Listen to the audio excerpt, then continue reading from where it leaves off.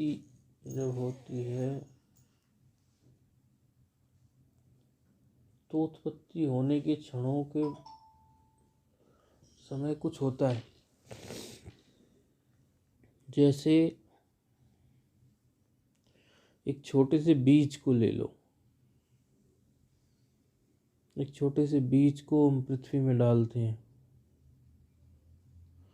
और पृथ्वी में डालने पे उसमें से पौधा निकलता है। अब जब पौधा निकलता है तो बिल्कुल छोटे रूप में जब वो होता है, अर्थात उसमें जब अंकुरण ही होता है, सर्वप्रथम तो अंकुरण ही होता है। जैसे लोग अंकुरित अनाज भी खाते हैं, कई लोग तो देखते ही हैं कि पहले तो अंकुरण ही होता है, बाद में पौधा बनता है। वो अंकुरण होने के समय पे उसमें संसरण होता है। संसरण का मतलब है कंपन होता है, यानी कि हिलचाल होती है। कुछ ऐसा कहो कि उसके रगड़ होती है, आपस में घिसाई सी होती है, तब अंदर जो उसके सूक्ष्म परमाणु है उनकी घिसाई सी होती है, तब वो निकलते हैं। तो वैयाकरणों के मत में शब्द तो नित्य है, अर्थात सृष्टि में सदा ही शब्द होते हैं और शब्द से ही वो सृष्टि निकलती है। सर्वप्रथम शब्द ही होता है, ध्वनि ही होती है कोई, अर्थात जब वो बीज में अंदर संसरण हो रहा है, हिलचाल हो रही है, यानी घर्षण हो रहा है परमाणुओं के बीच में, तो उससे एक ध्वनि उत्पन्न हो रही है और उस ध्वनि के माध्यम से ही आगे जाके उसमें अंकुरण होता है और अंकुरण होके फिर वो बीज जो है अंकुरित होके एक वृक्ष बढ़ने की तरफ चलता है। वैसे तो प्रक्रिया में अन्य भिन्नता विस्तार से व्याकरण के अन्य ग्रंथों में देखने को मिलेगा, लेकिन ये एक आइडिया सा है।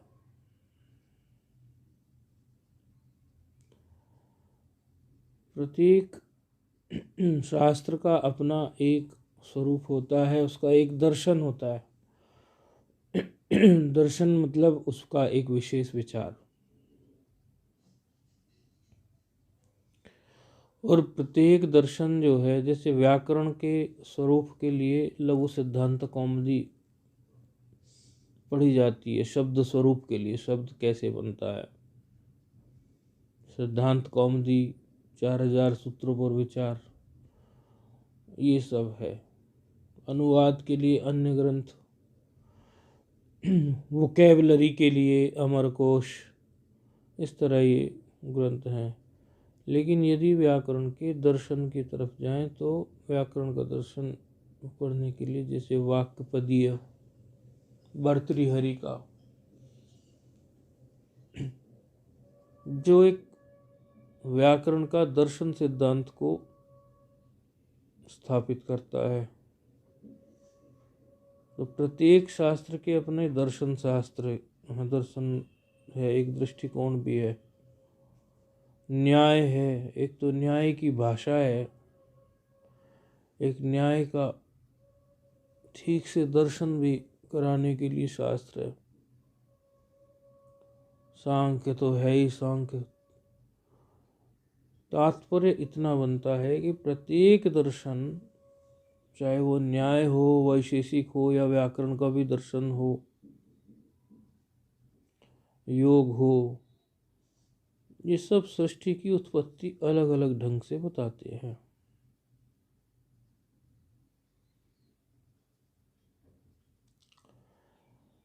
एक चीज इनमें से कॉमन ये निकलती है कि जब ये सृष्टि की उत्पत्ति अलग अलग ढंग से बताते हैं, पौराणिक मान्यता सृष्टि की उत्पत्ति अलग ढंग से बताती है। पुराण कहेगी कि तो नाभि कमल से ही सब प्रकट हुआ है।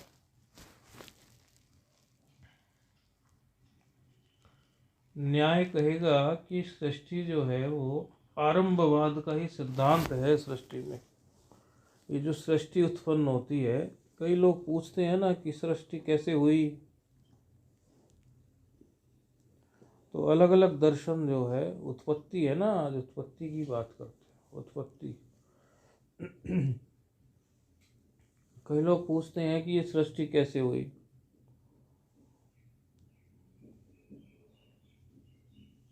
तो व्याकरण का जो दर्शन है वो तो कहता है कि सृष्टि जो हुई वो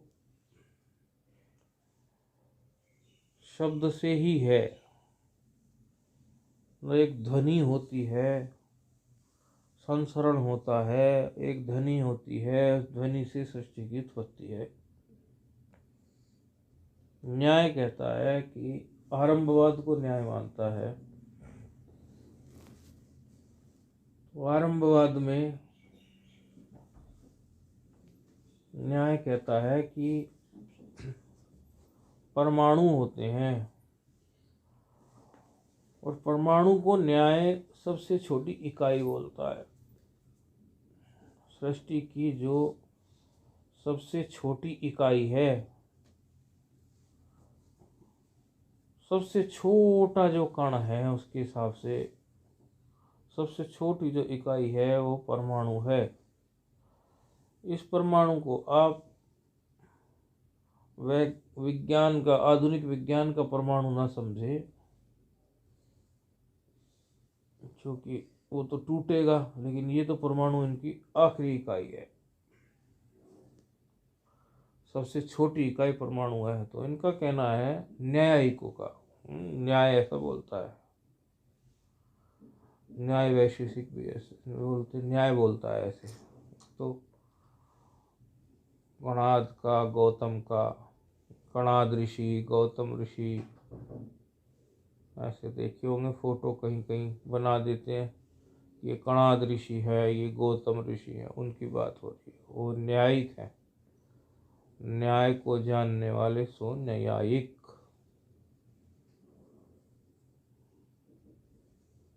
नी उपसर्ग होता है ना, घ प्रत्यय। तो ये क्या कहते हैं, इणगतो धातु होती है ना, इणगतो धातु, नी उपसर्ग और घ प्रत्यय, तब न्याय शब्द बनता है।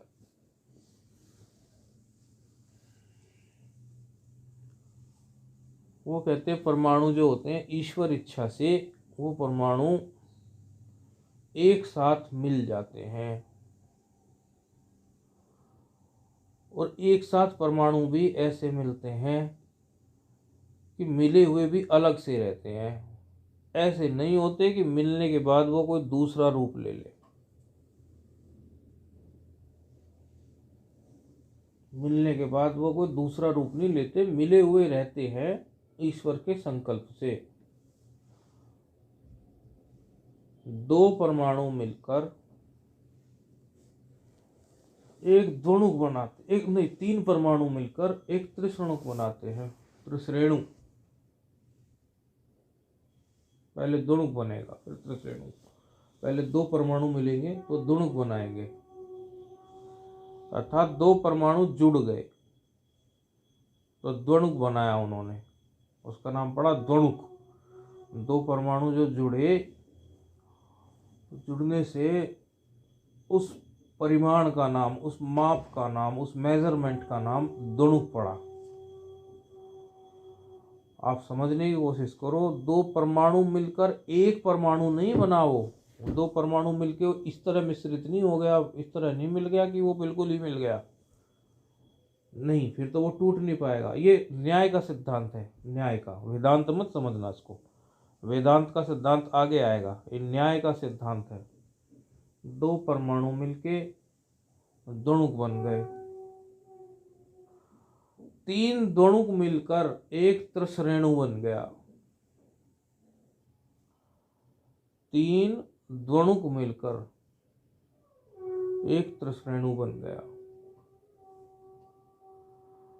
जो आपको दिखाई पड़ता है झरोके में, जो गवाक्ष होता है, अर्थात जो घरों में कोई झरोका होता है, उसमें जो धूप की किरणें आती हैं या अधिक रोशनी होने से जो छोटे छोटे बिंदु बिंदु से नजर आते हैं ना, वो उसको त्रिश्रेणु कहते हैं।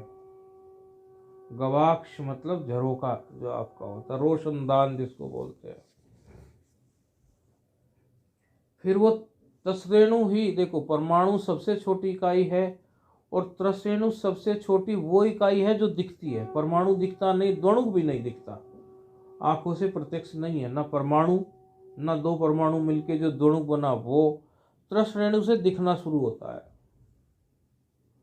और बोले फिर ऐसे ही त्रिश्रेणु मिल मिल के पूरी सृष्टि बना देते हैं।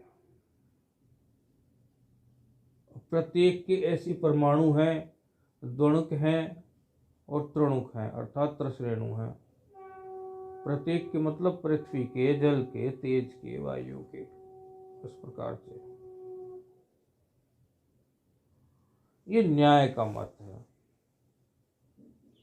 और बोले फिर सृष्टि का लय कैसे, तो न्याय कहता है कि वही त्रिश्रेणु जो होंगे, पहले जो वही सब कुछ बन गया वो फिर त्रिश्रेणु में टूट जाएगा ईश्वर इच्छा से। फिर वो त्रिश्रेणु विघटित होकर द्वणुक में, द्वणुक जो है परमाणु में, ये भी ईश्वर इच्छा से होता है। ऐसा न्याय का मत है। सांख्य अलग तरीके से अपने पदार्थ बताता है और सृष्टि की उत्पत्ति स्थिति अलग प्रकार से और प्रलय भी अलग प्रकार से बताता है। वो प्रकृति और पुरुष को लेकर चलता है। सारा काम ये प्रकृति करती है सृष्टि का, और पुरुष के लिए करती है।